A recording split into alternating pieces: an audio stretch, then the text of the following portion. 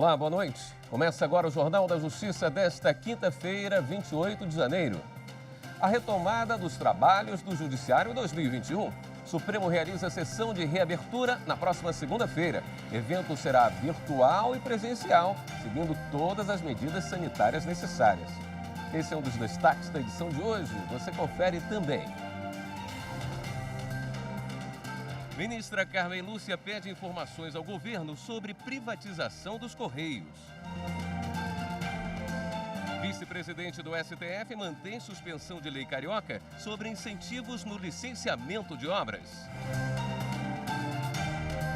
Inscrições para audiência pública no Supremo sobre letalidade policial no Rio de Janeiro terminam nesta sexta.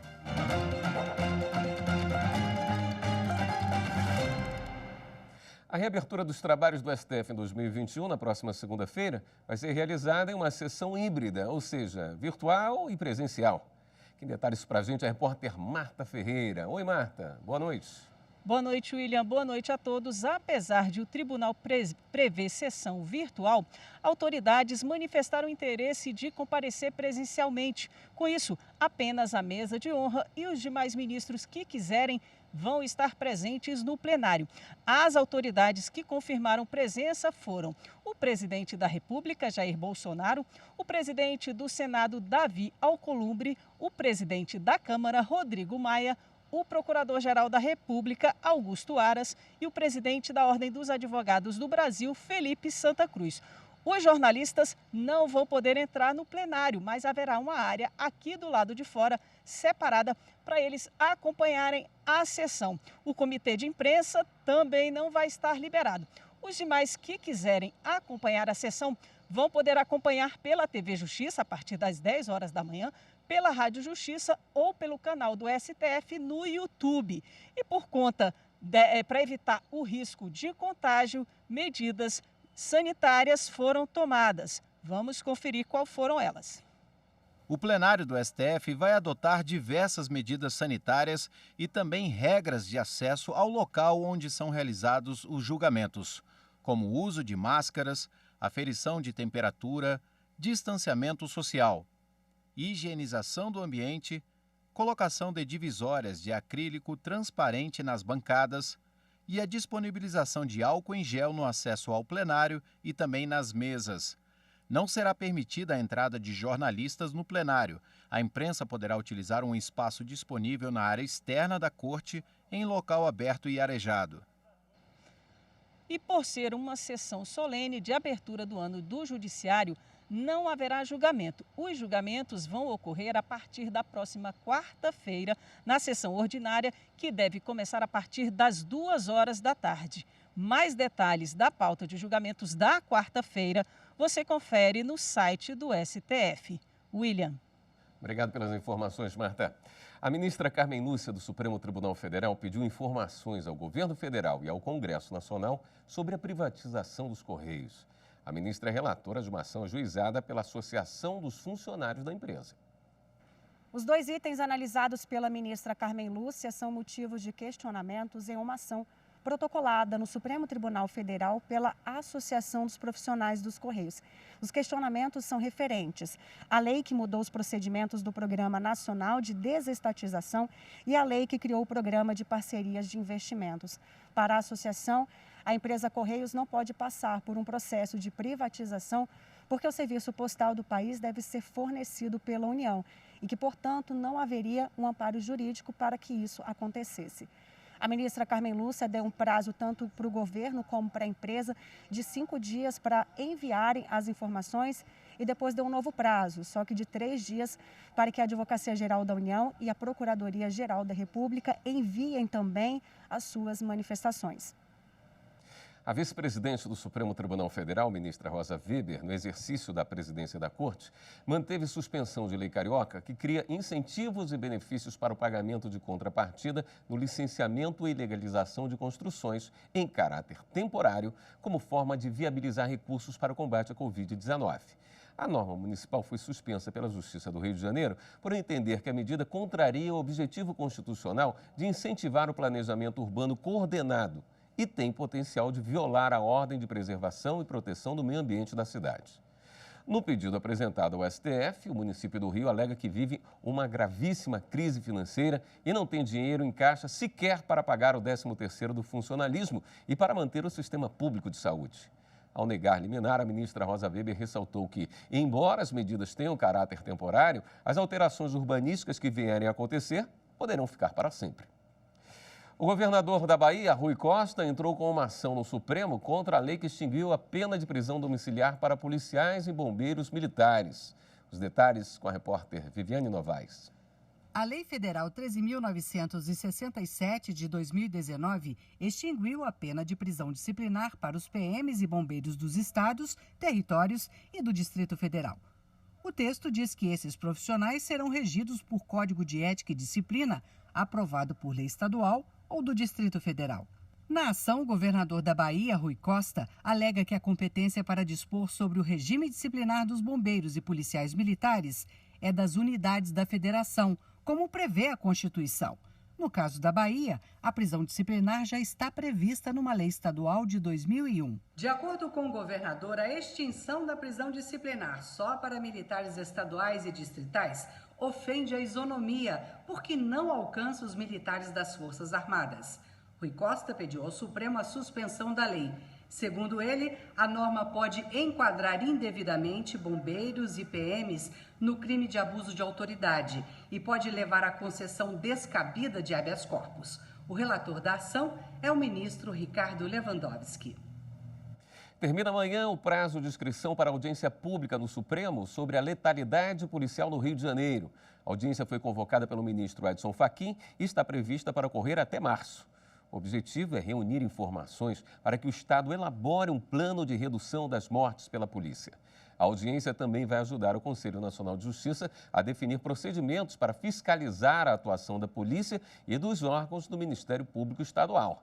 A proposta é ouvir os órgãos da Polícia Civil e da Polícia Militar do Rio de Janeiro, as entidades já admitidas como interessadas em processos sobre o tema que tramita no Supremo e especialistas na área. As inscrições devem ser feitas até essa sexta-feira pelo e-mail adpf635@stf.jus.br. Os participantes vão ser selecionados por critérios como representatividade, especialização técnica e pluralidade dos pontos de vista a serem defendidos. A relação dos inscritos habilitados a participar vai ser divulgada no site do Supremo. Depois disso, vão ser definidas a data e a metodologia dos trabalhos. O Conselho Nacional de Justiça e o Tribunal de Justiça de Roraima firmaram um acordo de cooperação técnica para implantar um sistema de inteligência artificial. A ação busca agilizar a tramitação de processos e ainda ampliar medidas de sustentabilidade. A ferramenta foi lançada nesta quinta-feira por videoconferência. O sistema chamado Mandamos pode ser usado tanto em computadores quanto em celulares e deve otimizar principalmente o trabalho dos servidores cartorários e dos oficiais de justiça. A ferramenta foi desenvolvida pelo Tribunal de Justiça de Roraima em parceria com a Universidade de Brasília. Aliando inteligência artificial e geolocalização, o Mandamos dispensa o uso de papel em trâmites envolvendo tribunais, oficiais de justiça e cartórios, o que gera economia de custos e sustentabilidade. A ideia é que a plataforma ajude a reduzir o tempo de tramitação processual e o congestionamento nos tribunais. O sistema traz mais agilidade por localizar pelo GPS o oficial de justiça que está mais próximo do local que precisa ser cumprido um mandado judicial. Por mensagem, ele tem acesso ao documento. No endereço, com uma impressora portátil, imprime a intimação que é validada por assinatura digital. O Mandamos está alinhado à plataforma digital do Poder Judiciário, que busca reforçar a ética e a transparência, além de seguir um dos eixos da atual gestão do CNJ, de valorizar a inovação digital e ampliar o acesso à justiça. A Força Tarefa da Lava Jato no Rio de Janeiro encaminhou consulta sobre possibilidade de usar mais de 500 milhões de reais em recursos recuperados pela operação na compra de vacina contra a Covid-19. O documento foi encaminhado à Advocacia Geral da União, à Procuradoria Geral da República, ao Supremo Tribunal Federal, entre outros órgãos. Em caso de concordância, a Força-Tarefa vai pedir a transferência imediata dos valores às contas indicadas pelos representantes governamentais.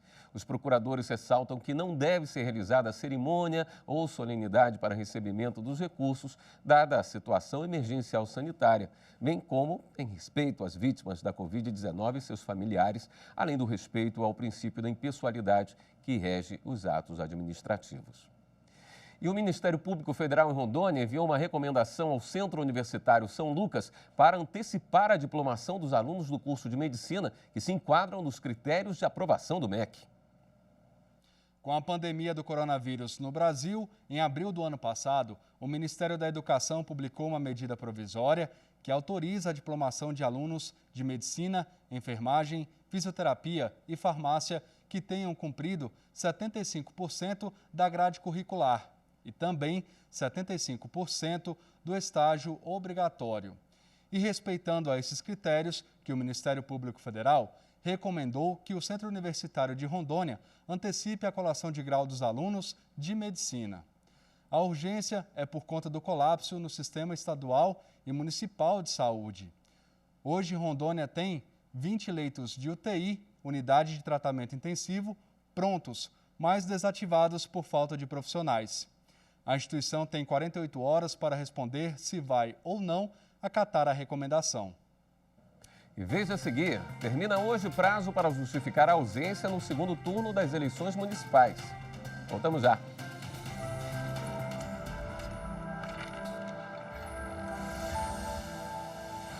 A Constituição Federal de 1988 é importante, pois retoma um modelo político-jurídico focado na democracia e nos pressupostos de liberdade e igualdade, que também fundamentam o Estado democrático de direito e os anseios do povo brasileiro.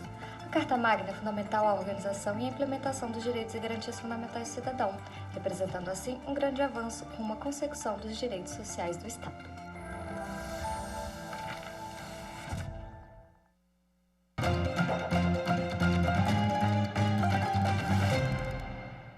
Termina hoje o prazo para o eleitor que não compareceu ao segundo turno das eleições 2020 justificar a ausência.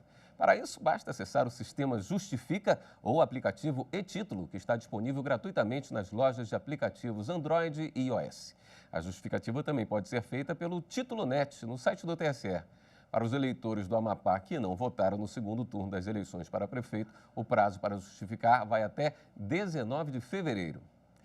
O encarregado de uma rede de supermercados no Rio Grande do Sul conseguiu aumentar o valor de indenização após crime de homofobia. O caso foi julgado pela segunda turma do Tribunal Superior do Trabalho. O empregado contou no processo que era perseguido pelo gerente da rede por ser homossexual. Disse que já foi até orientado para que virasse homem, uma situação que o constrangeu na frente de outros colegas de trabalho. A empresa negou as acusações. O TRT da 4ª Região, no Rio Grande do Sul, manteve a sentença que condenou a rede de supermercados a pagar R$ 8.000 de indenização por abuso de poder diretivo e afronta à honra, à imagem e à integridade psicológica do trabalhador. Mas o empregado recorreu ao Tribunal Superior do Trabalho, no intuito de aumentar o valor de indenização.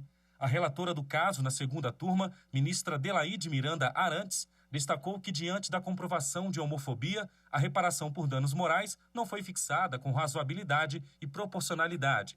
A ministra ressaltou a condição econômica e conduta omissiva da empresa ao não proibir preconceito no ambiente de trabalho. Lembrou também a necessidade de caráter punitivo e pedagógico da condenação. Nesse sentido, propôs aumentar de R$ 8 para R$ 40.000 o valor indenizatório. A decisão foi unânime. O Superior Tribunal de Justiça negou o pedido do município de Belford Roxo, na Baixada Fluminense, e manteve decisão que determinou bloqueio de recursos para garantir depósitos da contribuição previdenciária dos servidores.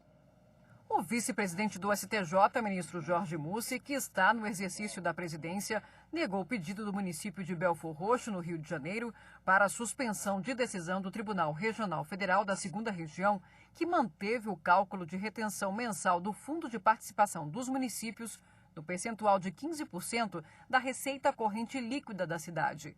O bloqueio foi realizado como forma de arcar com valores referentes à complementação de obrigações previdenciárias devidas a servidores públicos. O município ajuizou a ação para o imediato desbloqueio dos valores e também requereu a limitação do bloqueio dos recursos a, no máximo, 15% do montante depositado. Em primeiro grau, o juiz em decisão liminar acolheu esse pedido de limitação do bloqueio sobre o montante depositado. Entretanto, na sentença, o magistrado determinou que a União se abstivesse de bloquear valores que ultrapassassem 15%, mas da receita corrente líquida mensal do município. Esta forma de bloqueio também foi mantida pelo TRF2. No pedido de suspensão direcionado ao STJ, o município de Belfor Roxo alegou que, após a mudança no cálculo, o bloqueio passou de R$ 750 mil para mais de 8 milhões, o que impediria a manutenção das despesas municipais. Por isso, entre os pedidos apresentados, o município requereu a limitação do desconto máximo a R$ 750 mil, nos termos da decisão liminar de primeira instância. Mas o ministro Jorge Mussi considerou que não ficou comprovada evidente lesão à ordem, à saúde, à segurança ou à economia públicas. O ministro entendeu ainda, entre outras coisas, que a argumentação do município não diz respeito à decisão do TRF2, mas sim ao mérito da sentença objeto de apelação interposta pela União, que ainda está pendente de julgamento no Tribunal Regional.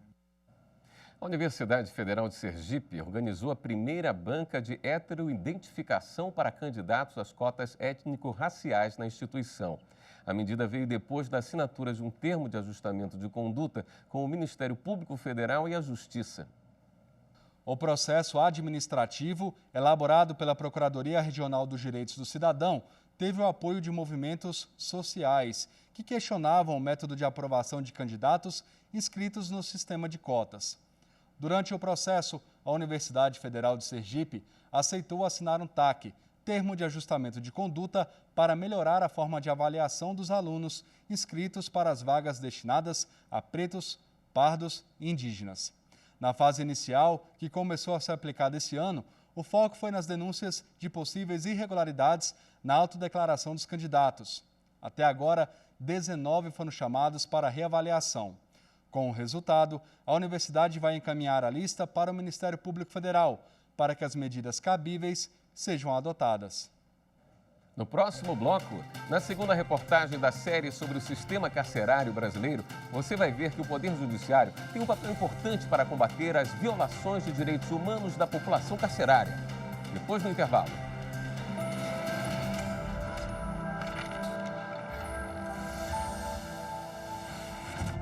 A Constituição Federal, na sua missão de garantir a dignidade da pessoa humana, previu não apenas direitos fundamentais individuais de abstenção e de prestação, mas também direitos e garantias de dimensão coletiva.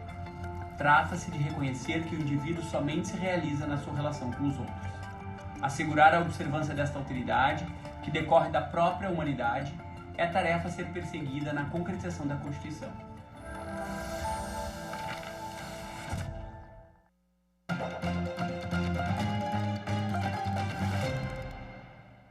Hoje, na segunda reportagem da série sobre o sistema carcerário brasileiro, produzido pela Coordenadoria de TV e Rádio do Superior Tribunal de Justiça, você vai ver como os direitos básicos dos detentos, como saúde, educação e trabalho, são desrespeitados dentro dos presídios. E como o Poder Judiciário tem um papel importante no combate às violações de direitos humanos da população carcerária. A reportagem especial é de Jéssica Castro.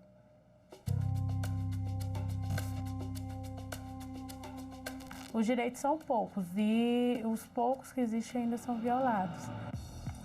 Essa mulher que preferiu não se identificar tem um familiar que está preso na penitenciária de Brasília.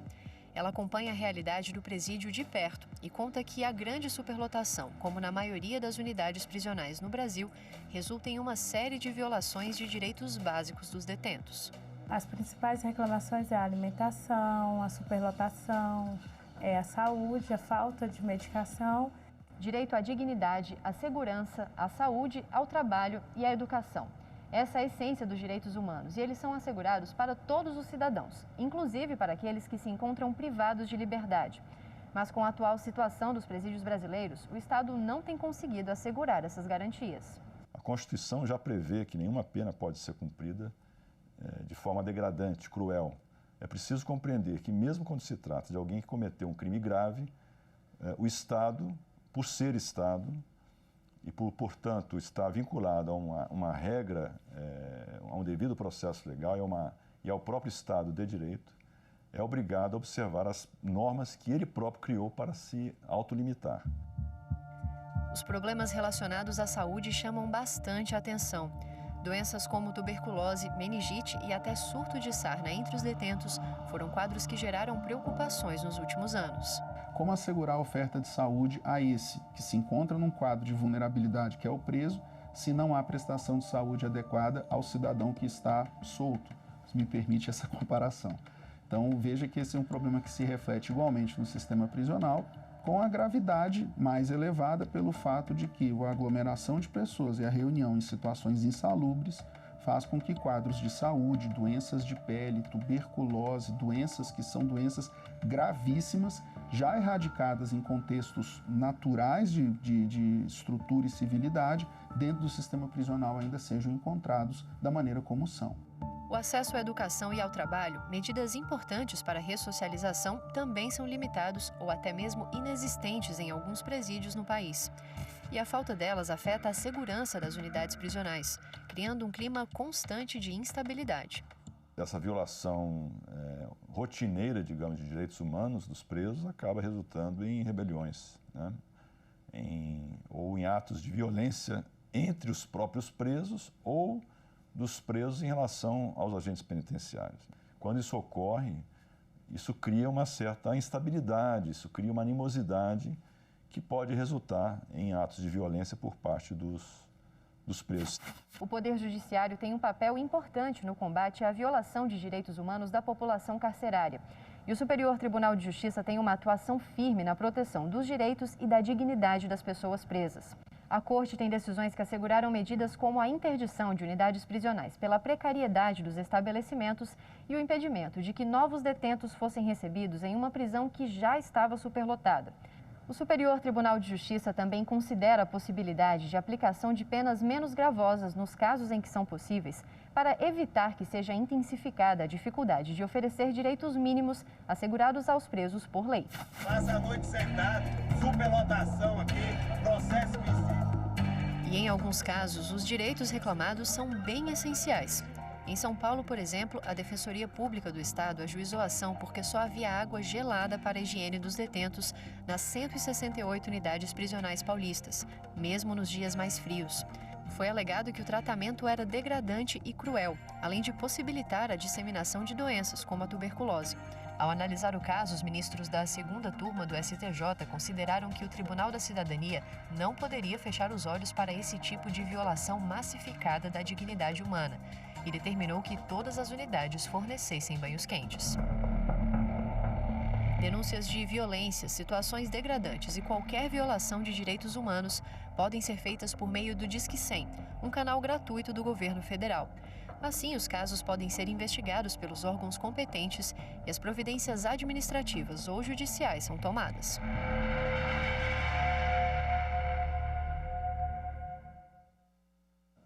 Esta edição do Jornal da Justiça fica por aqui. Para você, uma boa noite. Até amanhã.